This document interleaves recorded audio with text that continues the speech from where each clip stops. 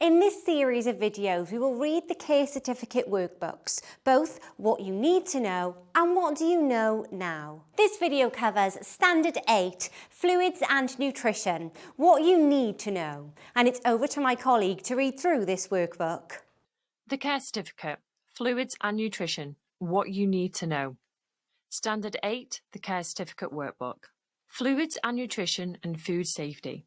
What we eat is vital to our health and well-being and how we look, feel and function. It is important that people have a diet that is safe to eat and has all the nutrients they need. Food safety is essential when preparing and handling food.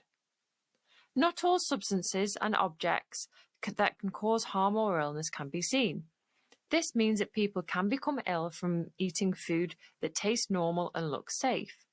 Whether you occasionally make someone a snack or a sandwich, or are regularly involved in preparing meals, you should always make sure that the food is safe to eat. Contaminated. If something becomes contaminated, it means it will become dirty, infected, unclean, or polluted. This includes going off by being too old to consume. Food must be prepared and stored in ways to prevent it becoming contaminated. Food hazards could be physical, such as objects that can be harmful, for example, bones or bits of packaging. These could be in food when bought or introduced when preparing food. Check for these as far as possible. Chemical, such as pesticides, weed killers, or cleaning chemicals that could be harmful if eaten. For example, pesticides attached to fish, fresh fruit and vegetables, or cleaning products sprayed onto prepared foods. Ensure all fruit and vegetables are washed before preparation and avoid spraying cleaning products close to food. Allergenic, such as those that may cause reactions for an individual is allergic to the food. For example, nuts, shellfish, milk, or gluten. These may cause an itchy skin rash, breathing problems, and/or stomach cramps, with vomiting or diarrhea. In the worst case, the person may go into anaphylactic shock. Always ensure foods that contain allergens are kept and prepared separately from foods that do not. Bacterial, such as pathogenic microorganisms in food, for example, raw foods that need to be cooked to remove the pathogens, or those found in the human gut, nose, and mouth that can be transferred to food during the storage, handling, and preparation process. Effective food safety principles should be followed to remove these risks. Anaphylactic shock. A severe and potentially life-threatening reaction to an allergy. Symptoms may include swollen hands, feet, or eyelids, trouble with breathing and/or collapse and unconsciousness. Pathogenic microorganisms. These are harmful germs that can be found in food when they enter the body and can grow or multiply, causing infection and illness. Legislation came into force on the 13th of December 2014 that sets out how food businesses deal with allergen information. This legislation applies to all organisations that provide food, including care and healthcare providers, covering pre-packed and non-pre-packed foods. Providers are required legally to provide a warning if foods contain any of the 14 allergenic substances that are covered by legislation. Information on the changes can be found here. So as we can see here, last updated the 4th of September 2014, and you can view as a PDF if it's easy for you to download. Vulnerable. Individuals may be more vulnerable to being affected by contamination than is usual if a smaller number of bacteria can cause them illness, or if the symptoms they experience may be more severe. This could be due to a variety of reasons. Some groups of people are more vulnerable to food-related illnesses because of the weakened immune system. These groups can include babies, toddlers, children, and teenagers, as immunity develops throughout our lives. The older we get, the more immune we become to germs. Pregnant and breastfeeding women. Childbearing and breastfeeding uses up a lot of the body's iron and zinc, which is important for immunity. Older people. Their immune system becomes less effective in recognizing contaminated food. People living on a low income. They find it difficult to afford healthy and a balanced diet. People in prison, particularly through exposure in confined spaces to infectious diseases like tuberculosis and hepatitis C. People in hospital. Illnesses weakens the immune system, and some medication may also affect the immune system. It is essential that precautions are taken to ensure that the food is safe to eat. There are some basic principles you need to keep in mind to protect all individuals when handling, storing, or preparing food. These include: remove jewelry before preparing food, wash your hands thoroughly before touching food, wash equipment in hot water between uses, ensure food is cooked thoroughly, store food in sealed containers and keep cooled. Food stored in a fridge should be labelled, dated, and kept at 5 degrees. Store raw meat below cooked food. Prepare raw and cooked food separately. Equipment should be washed with hot soapy water or a dishwasher if available. The Care Quality Commission requires that where food is provided to the individuals, it is handled, stored, prepared, and delivered in a way that meets the requirements of the Food Safety Act 1990. If your role includes preparing or handling food, you must have the knowledge and skills to do so safely. Your manager will identify any training that you require. The importance of good nutrition and hydration in maintaining health and well-being. The food and drink that we have must provide the nutrients that our body needs to work properly. To stay healthy, we need a diet that includes the correct balance of the following: carbohydrates. These provide most of the energy that we need. That includes energy for basic actions that keep us alive. For example, keeping the heart beating, enabling breathing, keeping blood circulating, and for the production of hormones and enzymes and new tissues. For examples, bread, potatoes, rice, and pasta. Vitamins.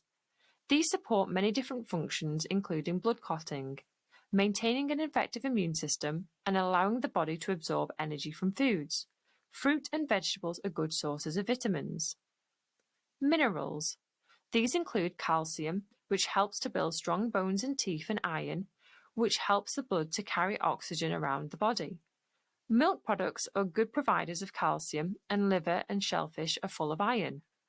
This promotes a healthy bowel and helps to remove waste products from the body. Fruit, vegetables, wholemeal bread, nuts, and seeds are high in fiber. Protein. This is important for the body's cells and tissues to be repaired and replaced. You will find protein in milk products, but also in meat, fish, or beans. A diet that does not include the right balance of everything we need can lead to ill health. A healthy, balanced diet will give an individual the nutrients their body needs to function properly.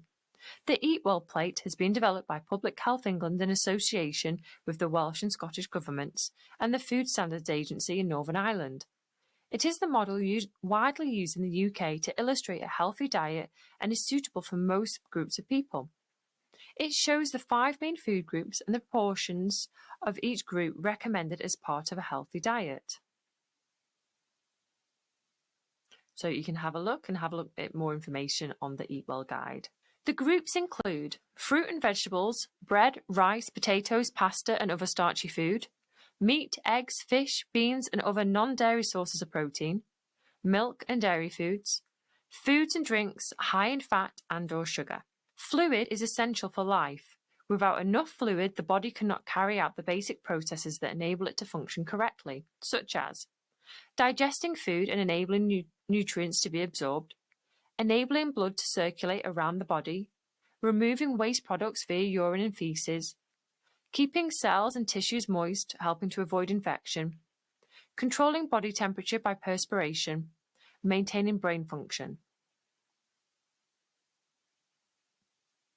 It is recommended that individuals should have 1.5 to 2 litres of fluid each day, or 6 to 8 cups or glasses.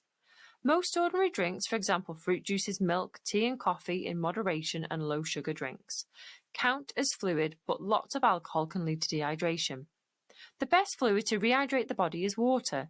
Some medical conditions, such as certain heart condition or kidney disease, will require individuals to drink less.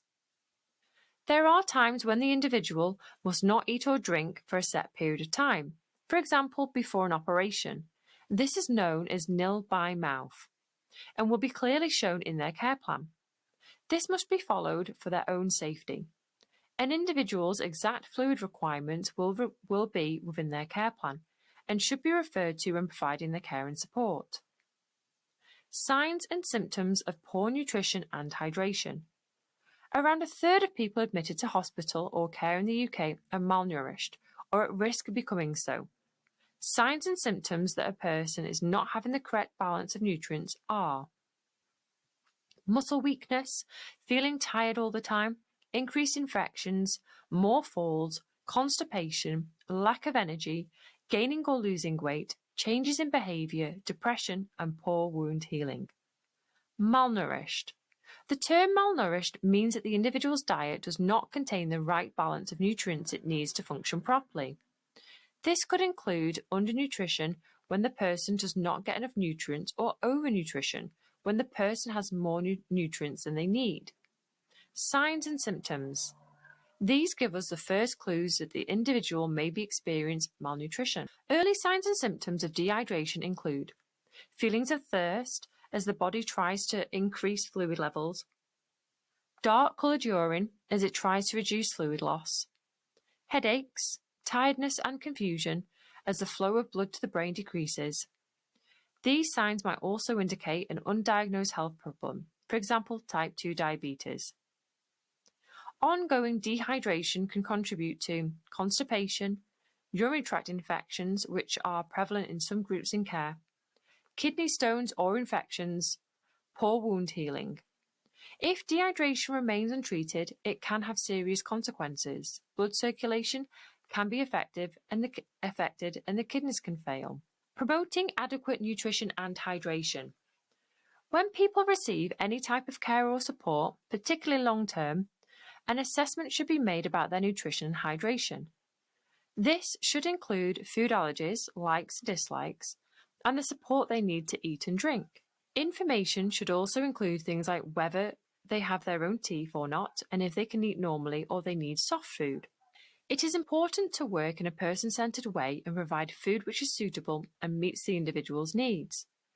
If they have arthritis in their hands, they may need help with cutting up food or opening packs like yogurts. Do they have beliefs or preferences that affect the foods they eat? Are there foods they should not have because of certain medication? For example, some people on certain medications for depression should not have cheese. Some individuals choose not to eat certain foods, for example, if they were vegetarians or vegans. So it is important that you know what this means. For example, those who are vegans do not eat dairy foods as well as not eating meat. It is also important to know if there are any foods a person should not have because of health conditions. For example, people with raised blood cholesterol levels may be advised not to have too much saturated fat, such as butter, fried items, and pastry. People with diabetes may be encouraged to avoid too much sugar found in sweets, chocolate, sugar breakfast cereals, cakes, puddings, and encouraged to eat fewer of these or smaller portions. Those who have high blood pressure may be advised to limit salt. Anyone who is obese should be encouraged to limit the sugary and fatty foods. Some individuals might experience difficulties in eating or drinking without help. This may be due to forgetting to eat, perhaps due to dementia, side effects of medication which may affect appetite or cause sickness, poorly fitting false teeth, physical illness such as a stroke which may have affected the individual's muscles around their mouth for chewing or hand for lifting drinks, depression which may cause poor appetite, a visual impairment which may affect the way the person sees their food to eat it.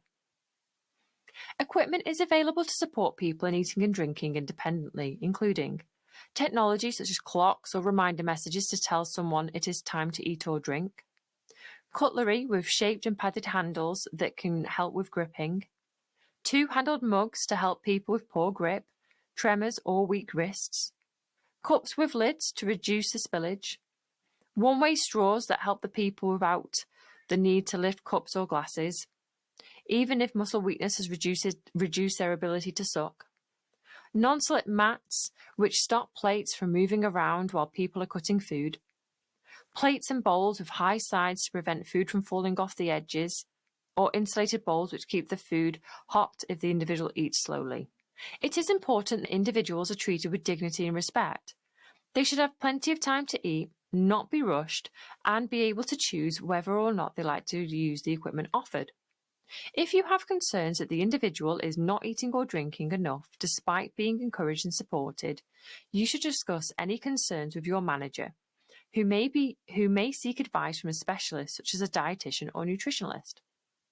They will ensure the additional support can be provided. This may include closer monitoring of nutrition and fluid intake, talking to the person to identify any barriers to eating and drinking, emphasizing that good nutrition and hydration are important, discussing the problem with the person's carer or family member, consulting with other workers such as doctors, therapists, or dentists.